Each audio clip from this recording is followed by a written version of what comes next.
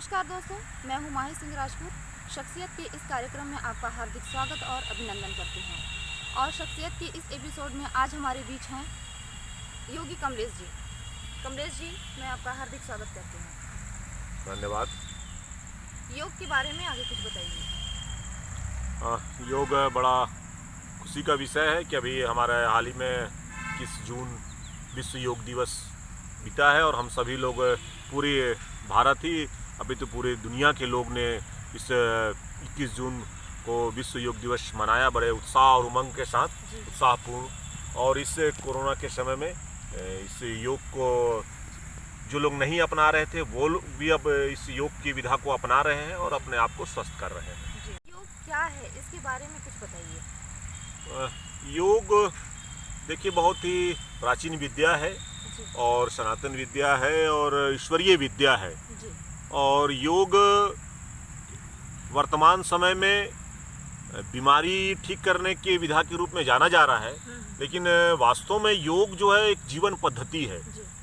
योग से व्यक्ति का जो जन्म होता है तो वास्तव में एक दूसरा जन्म जो मिलता है वो योग से मिलता है। मनुष्य जो है मानव रूप लेकर तो जन्म लेता है, लेकिन वास्तव में मनुष्य का जो वास्तविक जो स्वरूप है, मनुष्य का जो वास्तविक जो कर्म है, जो धर्म है, वो सिखाता है योग। योग से व्यक्ति का संपूर्ण विकास होता है, सर्वांगीण विकास होता है। योग से आपकी बोलने की शैली, आपकी बैठने की शैली, आपकी लिखने की शैली, आपके सारे धर्मों का निर्वहन करना, चाहे वो शारीरिक धर्म हो, चाहे वो पारिवारिक धर्म हो, चाहे वो राष्ट्र धर्म हो, सारे धर्म का निर्वहन योगी संपूर्ण रूप से करता है और जीवन को वास्तव में जीता है।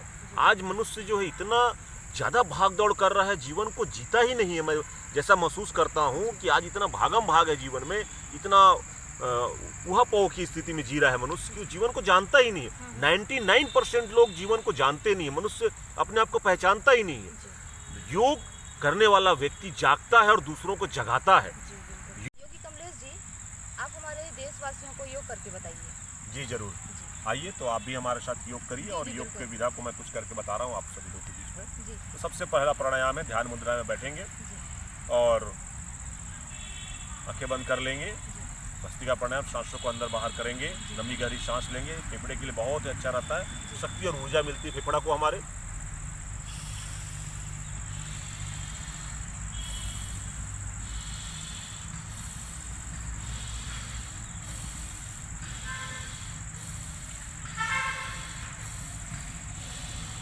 भस्त्रिका प्राणायाम, इसको 2 से 5 मिनट करेंगे तो आपके फेफड़े में एक ऊर्जा, एक शक्ति मिलेगी। और दूसरा प्राणायाम है कपालभाति प्राणायाम।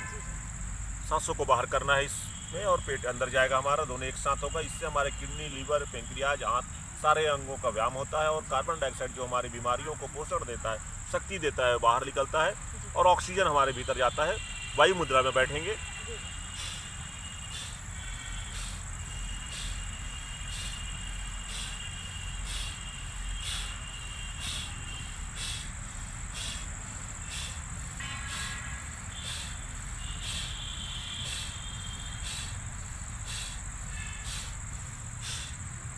इससे हमारी जो ऊर्जा है ऊर्ध्वगामी होने लगती है, ऊपर की ओर उठने लगती है।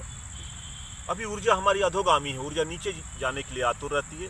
जब हम कपालभाति करते हैं तो ऊर्जा ऊपर की ओर उठने लगती है, ब्रेन के ऊपर उठने लगती है, हमारे जीवन को उच्च शिखर पर लेकर जाती है। और तीसरा है हमारा अनुलोम विलोम प्राणायाम। सांसों को दाहिने हाथ से दाहिने नासिका को बंद करेंगे, बाएं नासिका सांस को लेंगे, अल्टरनेट इसको करेंगे। सांस को छोड़ेंगे, फिर सांस को लेंगे, फिर छोड़ेंगे, फिर लेंगे। तो इस तरीके से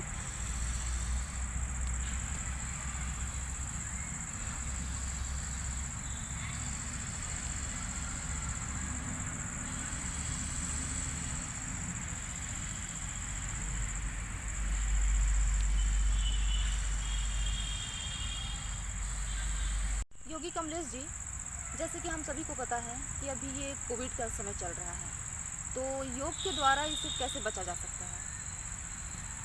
देखिए माही जी कि योग से बचने का जहाँ तक कोरोना के काल में मैं समझता हूँ कि 500 वायरस वातावरण में वर्तमान समय में, और पहले भी वायरस था और आज भी वर्तमान में वायरस है, 500 से ज़्यादा वायरस है। आपकी इम्यूनिटी सिस्टम अगर कमज़ोर है, रोग प्रतिरोधक क्षमता अगर कमज़ोर है, जी तो आप निश्चित रूप से मानिए कि आप बीमारियों से ग्रसित होंगे ही होंगे। जी बिल्कुल। आप एक सारे बीमारियां, कैंसर हैं और प्रकार जितने भी जो उसके जो वायरस है शरीर में स्वयं मौजूद है, आप अगर कमज़ोर हुए तो वो अटैक करेंगे आपके ऊपर, वो हावी हो जाएंगे, वो मजबूत होंगे। योग हमारी इम्यूनिटी सिस्टम को स्ट्रांग करता है। सारे औषधियाँ हमारे शरीर में स्वयं मौजूद है। Vitamin A, B, C, D, जितने भी प्रकार के विटामिन होते हैं, सारे विटामिन शरीर में स्वयं मौजूद है। विटामिन की कमी हो जाती है, उस हार्मोन्स, मिनरल्स, केमिकल्स की कमी हो जाती है, वात पित्त कफ की अनबैलेंस हो जाता है, तो बीमारियां हमारे शरीर में उत्पन्न होती हैं। योग सारे चीज़ों को बैलेंस करता है, वात पित्त कफ को, हार्मोन्स, मिनरल्स, केमिकल्स सारे बैलेंस होते हैं, सारे विटामिन की पूर्ति होने लगती है, स्वयं योग से पूर्ति होने लगती है।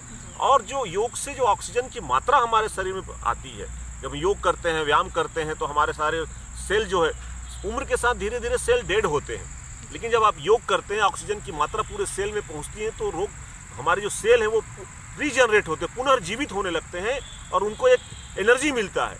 ऑक्सीजन में इतनी एनर्जी, इतना पावर है कि जब हम योग प्राणायाम करते हैं तो ऑक्सीजन लेवल हमारा पूर्ण रूप से हमारे शरीर में पहुंचता है और हम स्वस्थ होने लगते हैं। योगी कमलेश जी, आप देशवासियों को क्या संदेश देना चाहेंगे? मैं देशवासियों को संदेश देना चाहता हूँ कि हमारी जो सनातन विद्या है, प्राचीन विद्या है, ऋषि मुनियों की जो विद्या है, ईश्वरीय जो विद्या है, सारे लोग इस विद्या को अपनाएं और निश्चित रूप से अपने जीवन को सार्थक करें, सफल करें और अपनी पूर्ण आयु को प्राप्त करें। मैं ये चाहता हूँ कि सभी लोग इस योग विधा को और अपने बच्चे को, अपने परिवार को, अपने रिश्तेदारों को, सभी लोगों को, खिलाड़ी हो चाहे अभिनेता हो चाहे कोई भी शख्स हो, राजनीति के क्षेत्र में हो, सभी लोग को इसको अपनाना चाहिए और वास्तव में जीवन का आनंद भूत और भविष्य परे हो जाएंगे, वर्तमान में जिएंगे, सुख दुख से परे होंगे, आनंद में जिएंगे, जीवन एक उत्सव बन जाएगा आपका। हमारे इस कार्यक्रम में अपना कीमती वक्त निकाल कर आया, आपका बहुत बहुत धन्यवाद। ओम, आपको भी बहुत बहुत धन्यवाद। आपने मुझे ये अवसर दिया, जानकारी देने के लिए धन्यवाद।